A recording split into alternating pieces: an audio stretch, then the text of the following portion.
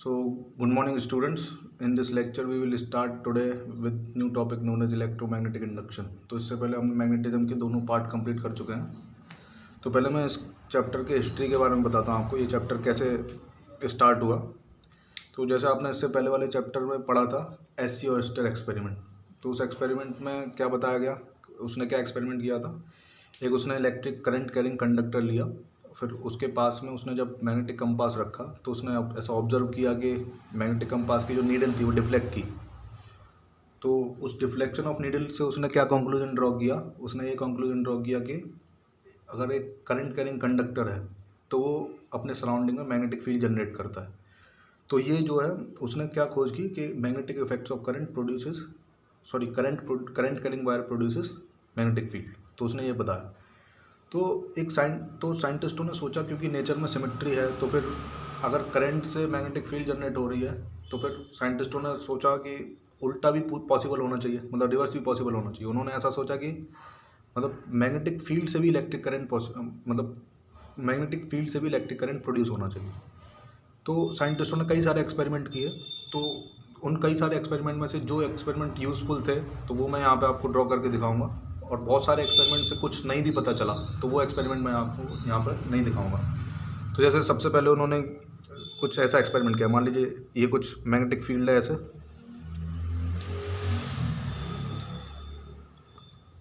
ठीक है, into the plane of the paper, और मान लीजिए इसमें कोई लूप रखा है इस तरीके से, ठीक है। अब उन्होंने क्या किया, इस बी को कांस्टेंट रखा पहले। तो बी को कांस्टेंट रखा तो उन्होंने देखा आई की वैल्यू 0 थी, मतलब कोई करंट फ्लो नहीं किया इसमें, इस लूप में। फिर उन्होंने क्या किया, बी को चेंज कराया, बी को इंक्रीज़ करा दिया। तो जब बी इंक्रीज उन्होंने कराया तो फिर उनको क्या मिला, आई की वैल्यू नॉन ज़ीरो आ गई, मतलब करंट बहा। तो उन्हें समझ में आया, अरे वाह, मैग्नेटिक फील्ड चेंज करने पर करंट बहने लगा, और मैग्नेटिक फील्ड कांस्टेंट थी तो करंट नहीं बह रहा था। तो उनको एक कंक्लूजन मिल गया कि मैग्नेटिक फील्ड चेंज होगी तो फिर करंट की वैल्यू नॉन ज़ीरो हो जाएगी, मतलब करंट फ्लो करेगा लूप में। फिर उन्होंने और दिमाग लगाया, अच्छा ऐसा होता है, तो उन्होंने और एक्सपेरिमेंट करके देखे। उन्होंने क्या किया, फिर एक मैग्नेटिक फील्ड रीजन लिया उन्होंने इस तरीके से, और उन्होंने क्या किया, अभी मैग्नेटिक फील्ड चेंज कराई थी, फिर उन्होंने फिर से सेम एक्सपेरिमेंट किया, एक लूप लिया। फिर उन्होंने क्या किया, बी को तो कांस्टेंट रखा, बी कांस्टेंट रखा उन्होंने, बी को चेंज नहीं कराया, और इसका जो रेडियस था, ठीक है, इसको चेंज कराया, मतलब एरिया चेंज कराया। तो जब एरिया चेंज कराया तो उन्होंने देखा कि फिर से करंट बहा, मतलब आई की वैल्यू जो है नॉन ज़ीरो आई, ठीक है। तो पहले वाले एक्सपेरिमेंट में क्या पता चला, बी चेंज होगा तो आई की वैल्यू नॉन जीरो आएगी। सेकंड एक्सपेरिमेंट में क्या पता चला, बी कांस्टेंट रखा उन्होंने लेकिन एरिया चेंज कराया, तो फिर से करंट की वैल्यू नॉन जीरो आई। तो उन्हें एक और कंक्लूजन मिल गया कि भाई एरिया चेंज करने पर, बी कांस्टेंट रखने पर करंट बहता है, और बी चेंज करने पर और एरिया सेम रखने पर भी करंट बहता है। तो उनको दो कंक्लूजन मिल गए। फिर उन्होंने और दिमाग लगाया और एक्सपेरिमेंट किए, तो उन्होंने फिर से एक मैग्नेटिक फील्ड रीजन में फिर उन्होंने क्या किया, एक लूप लिया उन्होंने, और आर रेडियस, उसका एरिया भी सेम रखा, बी भी सेम रखा, एरिया और मैग्नेटिक फील्ड दोनों सेम रखे। लेकिन उन्होंने इस बार क्या किया, उसको इस सेंटर के अबाउट ऐसे घुमाया ओमेगा एंगुलर वेलोसिटी से, और ओमेगा एंगुलर वेलोसिटी से घुमाया तो उन्होंने देखा करंट नहीं बहा, करंट की वैल्यू 0 आई। तो उनको समझ में आया भाई ऐसे घुमाने से कुछ नहीं हुआ, तो उन्होंने घुमाने की एक्सेस चेंज करके देखी, तो उन्होंने फिर इस तरीके से घुमाया, उन्होंने लूप वही लिया, उन्होंने इस परपेंडिकुलर एक्सिस की जगह उन्होंने ये वाली एक्सिस ली, और इस एक्सिस के अबाउट घुमाया। और अभी बी और ए ये दोनों पैरामीटर सेम रखे, और ओमेगा से इस एक्सिस के अबाउट घुमाया, डायमेट्रिकली जो एक्सिस थी। तो उन्होंने देखा करंट अब इस केस में फ्लो हुआ, आई की वैल्यू नॉन जीरो आई। तो उनको बहुत सारे एक्सपेरिमेंट करके 3 रिजल्ट मिले। उन्होंने क्या देखा, अगर बी को चेंज करते हैं, एरिया फिक्स रखते हैं तो करंट बहता है, या फिर बी को कांस्टेंट रखते हैं, एरिया चेंज करते हैं तो भी करंट बहता है।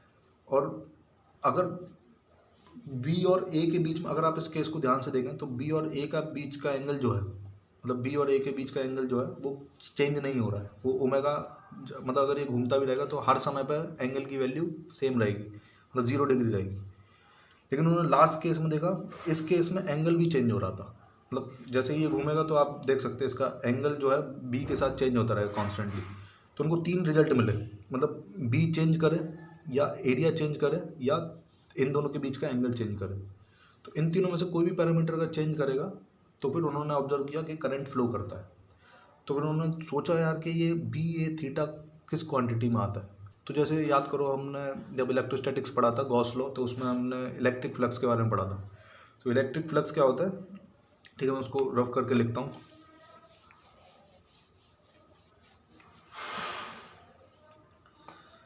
तो हमने इलेक्ट्रिक फ्लक्स के बारे में पढ़ा था E∅, तो ये होता था इंटीग्रल E.ds। आपको याद होगा कि हमने इस तरीके से साइक्लिक इंटीग्रल पढ़ा था E.ds। एक क्लोज सरफेस पे हम पूरा साइक्लिक इंटीग्रल लेते थे E और ds का, तो उसको हम बोलते थे इलेक्ट्रिक फ्लक्स। ठीक है, इलेक्ट्रिक फ्लक्स बोलते थे इसको।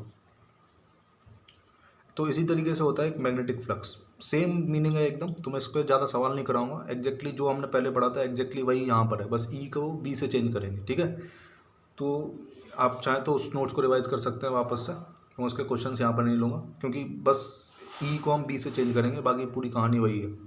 तो मैग्नेटिक फ्लक्स क्या होता है, उसको हम B∅ से रिप्रेजेंट करते हैं, या फिर आप ई बी से जो भी नोटेशन लेना चाहें दोनों से डिनोट कर सकते हैं, और उसको हम डिफाइन करते हैं B.ds से। ठीक है, तो ये जो क्वांटिटी होती है मैग्नेटिक फ्लक्स, तो B.ds बेसिकली ये मैग्नेटिक फील्ड और एरिया वेक्टर का डॉट प्रोडक्ट होता है। तो अगर हम इसको अगर सिंपली ऐसे लिखें B.A, तो ये हो जाएगा mod of B into mod of A into cos theta. तो उन्होंने जो ऑब्जर्वेशन किए थे उन्हें समझ में आया कि इस क्वांटिटी में जो मैग्नेटिक फ्लक्स है उस क्वांटिटी में बी ए और थीटा तीनों चीज़ें आती हैं। तो बी ए और थीटा तीनों चीज़ें आती हैं, इसलिए मतलब मैग्नेटिक फ्लक्स चेंज होने के कारण मतलब करंट फ्लो करता है। उन्होंने ये कंक्लूजन फाइनली निकाला, मैग्नेटिक करंट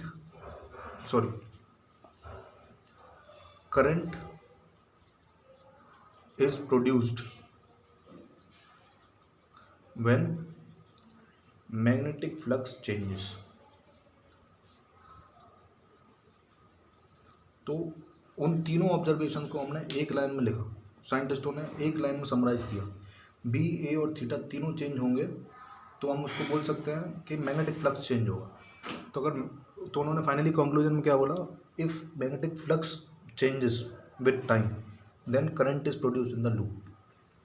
ठीक है, तो अब बात आती है, अब देखिए इस चैप्टर के दो पहलू हैं, मतलब इस चैप्टर को पढ़ने के 2 तरीके हैं। तो हमने जैसे इस एक्सपेरिमेंट में क्या देखा था कि करंट फ्लो कर रहा है मैग्नेटिक फ्लक्स चेंज होने के कारण, तो इसके दो चीज़ें हैं पढ़ने के लिए। एक चीज़ तो है कि करंट कितना प्रोड्यूस हुआ वो पढ़ना, और दूसरा चीज़ है पढ़ने के लिए कि करंट का डायरेक्शन क्या है, किस डायरेक्शन में फ़्लो किया। तो कितना फ़्लो किया ये बताता है फैराडेज लॉ। ठीक है, क्वांटिटी बताता है फैराडेज लॉ, और किस डायरेक्शन में फ़्लो किया ये बताता है लेंज लॉ। तो हम इस पूरे चैप्टर में यही 2 लॉ पढ़ेंगे और बहुत सारी और चीज़ें भी पढ़ेंगे। तो सबसे पहले मैं आपको लेंज लॉ बताऊँगा, लेंज लॉ क्या होता है। मतलब पहले हमको डायरेक्शन पता चल जाए, फिर हम मैग्नीट्यूड भी निकाल लेंगे। तो ठीक है, अभी हम पढ़ेंगे लेंज लॉ के बारे में।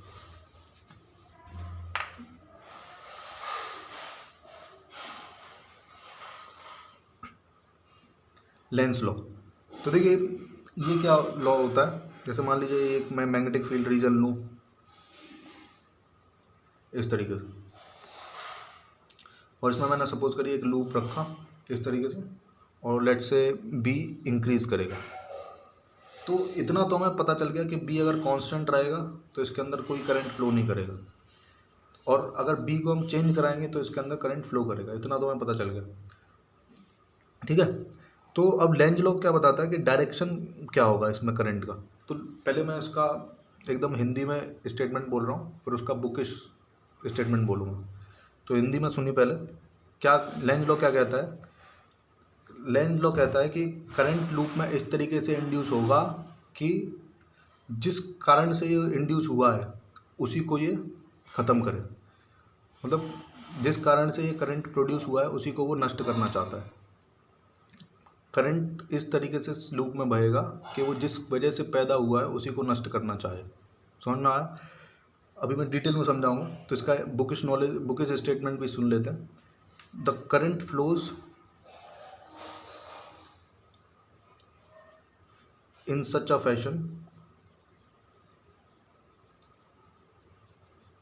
that it tries to oppose the change which has produced it. मतलब करंट इस तरीके से बहता है कि वो उसी चीज़ को नष्ट करना चाहता है जिसके कारण से वो पैदा हुआ। मतलब it tries to oppose the change which is produced it. जिस चेंज के कारण वो प्रोड्यूस हुआ है उसी चेंज को वो अपोज करना चाहता है। ठीक है, तो ये लेंज लॉ है। तो जैसे अगर हम इस केस में बात करें तो इस केस में क्या है, मैग्नेटिक फील्ड जो है इंक्रीज करने के कारण इस मतलब इसके अंदर करंट जनरेट होगा, ये तो हमें पता चल गया। तो क्या चेंज आया जिसके कारण से करंट जनरेट हुआ, into the board magnetic field की वैल्यू इंक्रीज कर रही है। ठीक है, तो इनटू द बोर्ड अगर मैग्नेटिक फील्ड की वैल्यू इंक्रीज कर रही है तो इससे हम बोल सकते हैं कि इस चेंज जो आ रहा है वो into the board magnetic field increase करने के कारण आ रहा है। ठीक है, तो फिर लेंज लॉ के अकॉर्डिंग वो क्या चाहेगा कि into the board magnetic field की वैल्यू डिक्रीज हो, क्योंकि इंक्रीज कर रही है तो ये चेंज जो हो रहा है इंक्रीज ऑफ मैग्नेटिक फील्ड वो उसको न्यूट्रलाइज करना चाहेगा। तो फिर करंट किस डायरेक्शन में बहना चाहिए आप सोच सकते हैं। अगर क्लॉकवाइज फ्लो कराएं तो क्लॉकवाइज की जो फील्ड आएगी वो इनटू द बोर्ड ही आएगी। ठीक है, तो इनटू द बोर्ड फिर इंक्रीज हो जाएगी क्योंकि ऑलरेडी इंक्रीज कर रही है, और क्लॉकवाइज फ्लो करा देंगे तो और ज़्यादा इंक्रीज करेगी। तो फिर क्लॉकवाइज पॉसिबल नहीं है, तो फिर दूसरा क्या ऑप्शन है, तो फिर एंटी क्लॉकवाइज फ्लो करना चाहिए। तो जब एंटी क्लॉकवाइज फ्लो करेगा तो फिर क्या होगा, इस तरीके से फील्ड होगी अपवर्ड। तो फिर हम बोल सकते हैं कि डाउनवर्ड इंक्रीज कर रही है तो वो न्यूट्रलाइज होगा थोड़ा थोड़ा। तो फिर इस केस में करंट का डायरेक्शन क्या होगा, एंटी क्लॉकवाइज। ठीक है, तो अभी हम कुछ और एग्जांपल्स देखेंगे।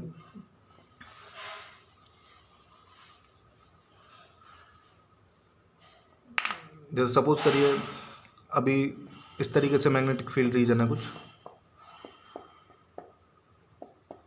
और इसमें कोई लूप रखा है और लेट से बी की वैल्यू डिक्रीज कर रही है। अब आपसे पूछा जाए कि करंट का डायरेक्शन बताइए, तो फिर देखिए करंट का डायरेक्शन आप कैसे बताएंगे। तो outside the board magnetic field की वैल्यू इंक्रीज कर रही है ना, सॉरी डिक्रीज कर रही है।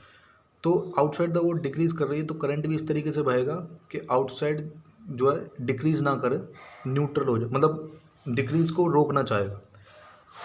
तो फिर करंट इस सेंस में बहना चाहिए कि उसकी फील्ड आउटसाइड द बोर्ड हो, क्योंकि आउटसाइड डिक्रीज कर रही है तो वो चाहेगा डिक्रीज ना करे। ठीक है, तो वो किस तरीके से बहना चाहिए बताइए।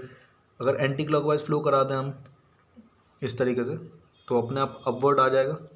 तो अपवर्ड डिक्रीज कर रही थी तो फिर वो कांस्टेंट हो सकेगी अगर इसकी फील्ड उसमें एडअप हो जाए तो इस केस में हम आंसर लिख सकते हैं एंटी क्लॉकवाइज। ठीक है, ऐसे और एग्जांपल, सपोज करिए ये एक वायर है इस तरीके से और उसमें करंट ऐसे फ्लो कर रहा है और ये करंट इंक्रीज़ कर रहा है सपोज़। तो आपसे पूछा जाएगा अगर ये लूप यहाँ पर रखा है इसके पास में, इसकी विसिनिटी में, तो इसमें इंड्यूस करंट का डायरेक्शन क्या होगा। ठीक है, इस करंट को हम इंड्यूस करंट इसलिए बोलते हैं क्योंकि ये पहले नहीं था, किसी चेंज के कारण से उसमें इंड्यूस हुआ, इसलिए हम इंड्यूस करंट नाम यूज़ कर रहे हैं। तो अगर इस लूप में बताना है कि करंट का डायरेक्शन, इंड्यूस करंट का डायरेक्शन क्या होगा तो हम कैसे बताएंगे। तो देखिए इस वाले वायर के कारण जो यहाँ पर फील्ड का डायरेक्शन होगा वो कैसा होगा, इनटू द बोर्ड होगा। ठीक है, इसमें इनटू द बोर्ड हो जाएगा मैग्नेटिक फील्ड का डायरेक्शन। आप राइट हैंड थंब रूल से कैलकुलेट कर सकते हैं। ठीक है, तो मैग्नेटिक फील्ड का डायरेक्शन इनटू द बोर्ड हो जाएगा। अब करंट इंक्रीज कर रहा है तो फिर बी भी इंक्रीज करेगा, तो बी इंक्रीज करेगा, इसका मतलब करंट ऐसे फ्लो करना चाहिए इस लूप के अंदर कि इनटू द बोर्ड फील्ड की वैल्यू कम हो जाए। मतलब अब उसकी जो करंट इंड्यूस होगा उसके कारण जो फील्ड होनी चाहिए वो आउटसाइड द बोर्ड होनी चाहिए। ठीक है, तो फिर करंट किस डायरेक्शन में फ्लो करना चाहिए। अगर हम क्लॉकवाइज फ्लो कराएं, क्लॉकवाइज फ्लो कराएंगे तो इनटू द बोर्ड हो जाएगा, तो वो हम चाहते नहीं है। तो फिर एंटी क्लॉकवाइज फ्लो करना चाहिए जिससे अपवर्ड फील्ड की डायरेक्शन आए। तो फिर इस केस में भी हम बोल सकते हैं एंटी क्लॉकवाइज। ठीक है, जैसे और एग्जांपल अगर मान लीजिए, जैसे लेट्स से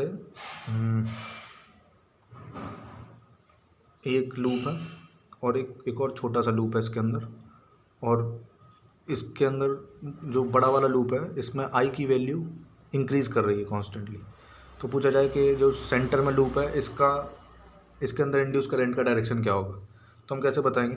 तो देखिए इस इंड्यूस करंट मतलब जो आउटर रिंग में जो करंट है वो अगर इंक्रीज़ कर रहा है तो उसके कारण जो फील्ड होगी सेंटर पे तो वर्टिकली अपवर्ड्स होगी। तो वर्टिकली अपवर्ड्स होगी तो हम बोल सकते हैं अगर आई इंक्रीज़ कर रहा है तो वर्टिकली अपवर्ड फील्ड भी इंक्रीज़ करेगी। तो अगर फील्ड इंक्रीज़ कर रही है तो फिर 100% इसके अंदर जो इंड्यूस करंट होना चाहिए स्मॉलर रिंग के अंदर वो इस तरीके से होना चाहिए कि उसके करंट के कारण जो फील्ड आए वो वर्टिकली डाउनवर्ड्स आए, मतलब इनटू द बोर्ड आए। तो फिर इनटू द बोर्ड लाने के लिए हम फील्ड लाने के लिए करंट किस डायरेक्शन में फ्लो कराएंगे, क्लॉकवाइज, है ना। तो इस केस में आंसर आ जाएगा क्लॉकवाइज। ठीक है, अब चलिए कुछ डिफरेंट टाइप के एग्जांपल्स लेते हैं। जैसे मान लीजिए ये एक मैग्नेट है सपोज, ठीक है, ये नॉर्थ पोल है और ये साउथ पोल है और ये एक लूप है और ये मैग्नेट इसकी एक्सिस पे इस तरीके से मूव कर रही है, वेलोसिटी इसकी इस डायरेक्शन में। तो मान लीजिए यहाँ पर कोई इस तरीके से कोई आई है इधर से, तो उस आई को इसके अंदर इंड्यूस करंट का डायरेक्शन क्या दिखेगा, क्लॉकवाइज या एंटी क्लॉकवाइज, ये क्वेश्चन में पूछा गया। तो अब देखिए मैग्नेट भी क्या काम करेगी, बेसिकली वो मैग्नेटिक फील्ड लाइंस प्रोड्यूस करेगी, मैग्नेटिक फील्ड लाइन प्रोड्यूस करेगी तो इसके अंदर से फ्लक्स भी जनरेट हो जाएगा। तो इस तरीके से फील्ड लाइंस होंगी, ठीक है। तो जब ये इधर जाएगी तो बी की वैल्यू क्या करेगी, इंक्रीज करेगी। तो बी इंक्रीज किधर कर रहा है, टुवर्ड्स राइट, है ना। तो बी की वैल्यू टुवर्ड्स राइट इंक्रीज कर रही है, तो फिर करंट इसमें कैसे फ्लो होना चाहिए कि टुवर्ड्स लेफ्ट करंट, मतलब करंट इस तरीके से इंड्यूस होना चाहिए कि वो अपनी फील्ड टुवर्ड्स लेफ्ट बनाए। तो फिर टुवर्ड्स लेफ्ट बनाने के लिए फील्ड का डायरेक्शन मतलब करंट का डायरेक्शन क्या होना चाहिए, इस तरीके से एंटी क्लॉकवाइज, ठीक है। तो इसका आंसर हो जाएगा एंटी क्लॉकवाइज। अब सपोज करिए इसी क्वेश्चन को थोड़ा चेंज कर दूं मैं इस तरीके से, ऐसे मान लीजिए इधर साउथ पोल है इधर नॉर्थ पोल है और वेलोसिटी इस साइड दे दी। अभी पूछा जाए सेम क्वेश्चन, ठीक है। तो देखिए फील्ड लाइंस साउथ की तरफ रहेंगी इस तरीके से, और क्योंकि ये अवे जा रहा है इस लूप से तो फिर फील्ड लाइंस की डेंसिटी जो है कम होने लगेगी। तो इसका मतलब बी की वैल्यू डिक्रीज़ करेगी, और किधर डिक्रीज़ करेगी, टुवर्ड्स लेफ्ट। तो फिर करंट ऐसे इंड्यूस होगा कि वो टुवर्ड्स लेफ्ट ही फील्ड बनाए, ठीक है। तो टुवर्ड्स लेफ्ट बनाने के लिए फिर से किधर होना चाहिए, एंटी क्लॉकवाइज, है ना, इसी तरीके से। तो इसका भी आंसर क्या हो जाएगा, एंटी क्लॉकवाइज। कुछ और इलस्ट्रेशंस लेता हूँ। जैसे सपोज करिए ये एक लूप है और इसको हमने फिक्स कर दिया है ना, ये लूप फिक्स है। और हमने क्या किया, इसकी एक्सिस पे एक मैग्नेट को ऐसे ड्रॉप किया इस तरीके से। और एक और केस ले रहे हैं, मान लीजिए यहाँ से ड्रॉप किया, ठीक है।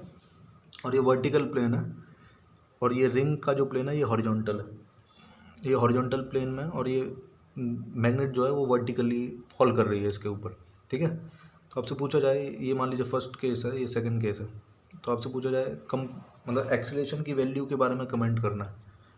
लेट्स से ऑप्शन भी दे देता हूँ मैं। मान लीजिए फर्स्ट ऑप्शन है A is greater than G, second option है let's say A is lesser than G, third option मान लीजिए A is equal to G, और D option let's say none of this, ठीक है। तो दोनों के लिए यही चार ऑप्शन है। अगर तो अब सोचिए हम कैसे बताएंगे। देखिए it is simple question of Lenz law. तो देखिए जब ये नॉर्थ पोल इस लूप के पास में आएगा, नॉर्थ पोल इस लूप के पास में आएगा तो फिर मैग्नेटिक फील्ड लाइंस इस डायरेक्शन में इंक्रीज़ करेंगी, मतलब बी इंक्रीज़ करेगा डाउन साइड में, है ना, डाउनवर्ड्स बी इंक्रीज़ करेगा। तो फिर इसमें फील्ड मतलब इसमें करंट किस तरीके से प्रोड्यूस होना चाहिए कि वो उसकी फील्ड अपवर्ड्स हो। तो फील्ड अपवर्ड कब होगी, जब करंट कैसे फ्लो करे, एंटी क्लॉकवाइज, ठीक है। तो इस तरीके से फील्ड अगर करंट फ्लो करेगा तो फिर करंट मतलब मैग्नेटिक फील्ड अपवर्ड्स होगी, ठीक है। तो 100% अब इसको अपोज करेगा वो अगर ये पास में आ रहा है तो ये मतलब करंट इस तरीके से फ्लो कराएगा कि इसको पास में ना आने दे। तो बेसिकली अगर ये लूप नहीं होता तो फिर ये एक्सेलरेशन ड्यू टू ग्रेविटी के कारण ही नीचे आता, लेकिन इस लूप के कारण क्या हुआ, ये उसको अपोज करेगा, मतलब उसको पूरी तरीके से जी से नहीं आने देगा। तो बेसिकली इसका एक्सेलरेशन जो है एक्सेलरेशन ड्यू टू ग्रेविटी से थोड़ा रिड्यूस हो जाएगा। ऐसे हम सेम सेकंड केस के लिए जज कर सकते हैं। ये अगर ये लूप नहीं होता तो simply acceleration due to gravity से डाउनवर्ड फॉल करता, लेकिन इस लूप के कारण क्या होगा, इसके अंदर मैग्नेटिक फील्ड लाइंस जो है डिक्रीज होने लगेंगी जब ये नीचे जाएगा। तो ये चाहेगा ये डिक्रीज ना हो, तो बेसिकली ये इसको अट्रैक्ट कर रहा होगा अपवर्ड्स, ठीक है।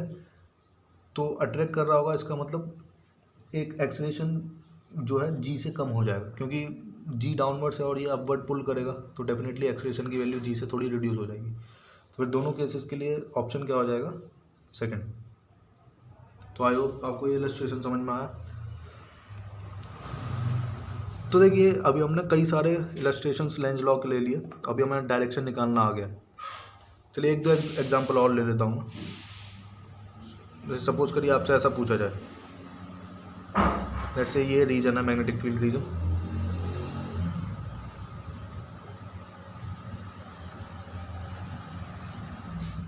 ठीक है, और मान लीजिए एक लूप ऐसा है इस तरीके से। तो अगर आपसे पूछा जाए कैलकुलेट, सपोज करिए इसके रेडियस कैपिटल आर है और मैग्नीट्यूड ऑफ मैग्नेटिक फील्ड जो है वो कैपिटल बी है, तो आपसे पूछा जाए कैलकुलेट मैग्नेटिक फ्लक्स, ठीक है, मतलब बी फाई अगर आपसे पूछा है। तो अभी क्वेश्चन आता है कि आप इसका जब एरिया मल्टीप्लाई करेंगे इस मैग्नेटिक फील्ड के मैग्नीट्यूड में, तो आप एरिया कौन सा लेंगे, सेमी सर्कल का एरिया लेंगे या फुल सर्कल का एरिया लेंगे। तो आपने अगर इलेक्ट्रोस्टैटिक्स आपको याद हो तो हम इलेक्ट्रिक फील्ड लाइन जितने पोर्शन से फ्लो करती है खाली हम वही एरिया कंसिडर करते थे मैग्नेटिक फ्लक्स के लिए, इलेक्ट्रिक फ्लक्स के लिए। तो सेम चीज सेम कॉन्सेप्ट हम यहाँ पर भी अप्लाई करेंगे। मैग्नेटिक फील्ड लाइन जितने एरिया में जा रही है खाली हम उसी एरिया को कंसिडर करेंगे, फुल एरिया कंसिडर नहीं करेंगे। तो फिर यहाँ पर मैग्नेटिक फ्लक्स की वैल्यू कितनी हो जाएगी, B into pi are square by 2, ठीक है।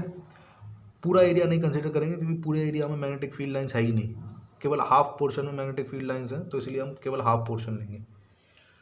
तो देखिए इस कॉन्सेप्ट को यूज़ करके मैं एक आपको इलस्ट्रेशन बताता हूँ। जैसे सपोज करिए इस तरीके से मैग्नेटिक फील्ड लाइंस हैं,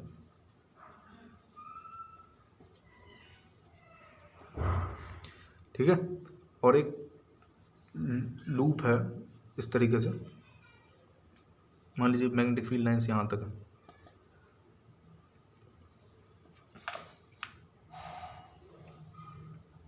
और कोई एक लूप है स्क्वायर लूप लेट से। तो t इज इक्वल टू 0 पर इसकी जो ये वाली एज है लास्ट राइट एज, वो जस्ट मैग्नेटिक फील्ड रीजन को टच कर रही है, ठीक है। तो मान लीजिए इसको मैं वेलोसिटी दे रहा हूँ v towards right plus x axis की तरफ। इसका मैग्नीट्यूड मान लीजिए b है मैग्नेटिक फील्ड का, और लेट्स से इस स्क्वायर की साइड a है, ठीक है। तो आपसे पूछा जा रहा है कि मतलब t इज इक्वल टू 0 से लेके t is equal to a/v तक, t इज इक्वल टू 0 से लेके t is equal to a/v तक आप देख सकते हैं कि ये पार्शली जो है मैग्नेटिक फील्ड रीजन के अंदर होगा, ये लूप कंप्लीटली अंदर नहीं होगा। तो फिर आप t इज इक्वल टू 0 से t is equal to a/v तक अगर मैग्नेटिक फील्ड लाइन करंट का डायरेक्शन अगर आप बताएं तो कैसे बताएंगे। देखिए इस टाइम से इस टाइम तक इस लूप के अंदर into the board field lines की वैल्यू इंक्रीज होगी, ठीक है। इस समय से इस समय तक इस लूप के अंदर मैग्नेटिक फील्ड लाइंस की वैल्यू जो है इंक्रीज होगी। तो फिर इंड्यूस करंट का डायरेक्शन इस तरीके से होना चाहिए कि वो मतलब डाउनवर्ड फील्ड ना जनरेट करे, मतलब अपवर्ड फील्ड जनरेट करे। तो फिर हम बोल सकते हैं अपवर्ड फील्ड जनरेट करने के लिए करंट का डायरेक्शन क्या होना चाहिए, एंटी क्लॉकवाइज। तो मतलब t इज इक्वल टू 0 से t is equal to a/v तक हम बोल सकते हैं direction of current is anti clockwise, ठीक है। अब a/v टाइम के बाद आपको समझ में आ रहा होगा कि ये पूरा का पूरा लूप मैग्नेटिक फील्ड रीजन में एंटर कर चुका होगा। तो जब पूरा लूप मैग्नेटिक फील्ड रीजन के अंदर एंटर कर जाएगा और फिर मूव करेगा तो कोई भी इंड्यूस करंट जनरेट नहीं होगा क्योंकि फ्लक्स की वैल्यू चेंज ही नहीं होगी, ठीक है। तो t is equal to a/v तक v से मान लीजिए ये लेंथ है लेट से एल, तो T is equal to L by V तक, ठीक है। करंट का डायरेक्शन क्या होगा, आई की वैल्यू जीरो हो जाएगी क्योंकि कोई इंड्यूस करंट जनरेट ही नहीं होगा क्योंकि फ्लक्स चेंज ही नहीं होगा। फिर T is equal to L by V से T is equal to A by V तक, ठीक है, L by V plus A by V तक, या फिर L plus A by V तक। अगर हम देखें तो ये बाहर निकल रहा होगा, मतलब ये लूप जो है, तो जैसे ही ये लूप बाहर एंटर करना शुरू करेगा तो फिर इसके एरिया के अंदर magnetic field lines into the board decrease होने लगेंगी। तो डिक्रीज होने लगेंगी तो फिर करंट का डायरेक्शन ऐसा प्रोड्यूस होगा कि इनटू द बोर्ड वो फील्ड को इंक्रीज करे। तो इनटू द बोर्ड किस डायरेक्शन का करंट प्रोड्यूस करेगा फील्ड, तो आप देख सकते हैं कि अगर क्लॉकवाइज अगर हम करंट को जनरेट करेंगे इस लूप के अंदर तो फिर उसके कारण जो फील्ड जनरेट होगी वो इनटू द बोर्ड जनरेट होगी। तो फिर डेफिनेटली हम बोल सकते हैं करंट का डायरेक्शन क्या होगा, क्लॉकवाइज, ठीक है। मतलब जब बाहर निकल रहा होगा तो इसमें क्लॉकवाइज करंट जनरेट होगा इस तरीके का। तो आई थिंक इतने इलस्ट्रेशंस काफ़ी हैं। तो अभी तक हमने क्या सीखा, लेंज लॉ हमने सीखा जो कि ये बताता है कि करंट, इंड्यूस करंट का डायरेक्शन किसी लूप के अंदर इस तरीके से होगा कि वो अपने चेंज को अपोज करना चाहे, मतलब जिसके कारण से वो प्रोड्यूस हुआ है उसको वो अपोज करना चाहे, ठीक है। तो हमने डायरेक्शन जज कर लिया, अब हम जज करेंगे कि मैग्नीट्यूड कितना होगा उसका, ठीक है। तो डायरेक्शन बताता था लेंज लॉ, मैग्नीट्यूड बताता है फैराडेज लॉ। तो अब हम पढ़ेंगे फैराडेज लॉ।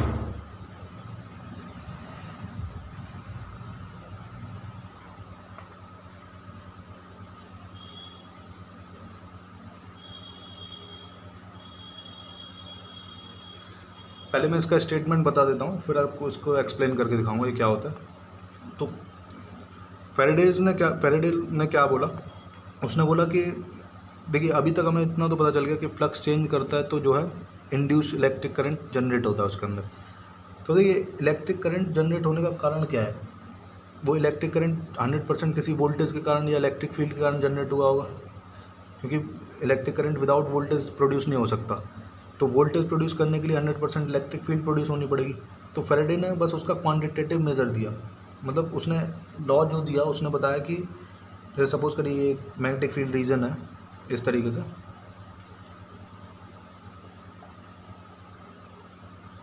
ठीक है, और इसमें मान लीजिए एक लूप रखा हुआ है और बी की वैल्यू इंक्रीज कर रही है, ठीक है। तो हमें डायरेक्शन तो पता चल गया लेंज लॉ के कारण किस डायरेक्शन में होगा, इनटू द बोर्ड अगर इंक्रीज कर रही है तो फिर एंटी क्लॉकवाइज होना चाहिए, ठीक है। अब फैराडे ने बोला कि इसके अंदर जो करंट जनरेट होगा आई, वो मतलब प्रोपोर्शनल होगा जितना ज़्यादा rate of change of flux हो इस लूप के अंदर। मतलब उसने बोला I is proportional to D phi by D T, मतलब rate of change of flux जो होगा उसके डायरेक्टली प्रोपोर्शनल है मैग्नीट्यूड ऑफ आई, ठीक है। तो उसने जो लॉ दिया उसने बोला कि ईएमएफ जो इंड्यूस होगा, induced EMF induced is equal to जो होगा वो होगा minus of d phi by D t, ठीक है। या फिर हम बोलेंगे magnitude of EMF is equal to magnitude of d phi by D t, ठीक है। और ये माइनस साइन क्यों लगाया, ये माइनस साइन लेंज लॉ को रेस्पेक्ट करने के लिए लगाया। मतलब ये अगर आप माइनस साइन लगा देंगे तो ऑटोमेटिकली जो इंड्यूस ईएमएफ का जो डायरेक्शन आएगा वो आपको ट्रू डायरेक्शन मिलेगा, ठीक है।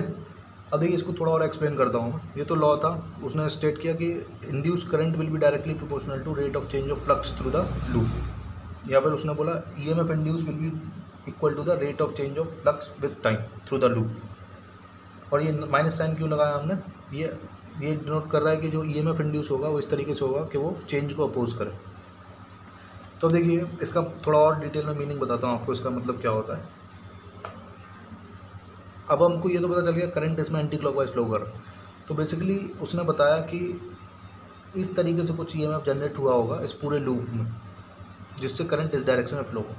तो मतलब अगर इसका रेजिस्टेंस आर होगा इस लूप का तो हम बोल सकते हैं ई बाय आर की वैल्यू जो हो जाएगी वो आई के बराबर हो जाएगी। और ईएमएफ हम क्या लिख सकते हैं, d phi by d t, ठीक है।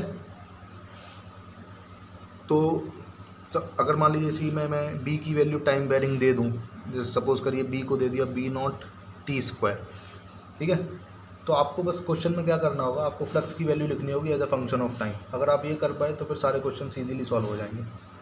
तो फ्लक्स हमको निकालना आता है, फ्लक्स होता है बी डॉट डी ए। तो बी की वैल्यू दे रखी है बी नॉट टी स्क्वायर, और मान लीजिए इसका रेडियस है कैपिटल आर। तो फिर हम फ्लक्स क्या लिख देंगे, B naught t square into pi are square. ठीक है,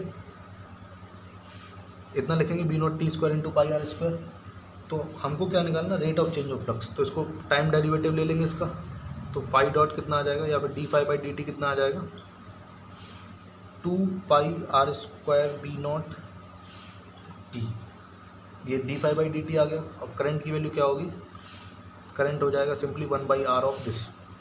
ठीक है, तो डायरेक्टली मैं लिख रहा हूँ यहाँ पे आई इज इक्वल टू हो जाएगा 2 pi are square B naught into T by capital R. तो इसके और इलस्ट्रेशन हम नेक्स्ट लेक्चर में देखेंगे। तो आज के लिए थैंक यू वेरी मच।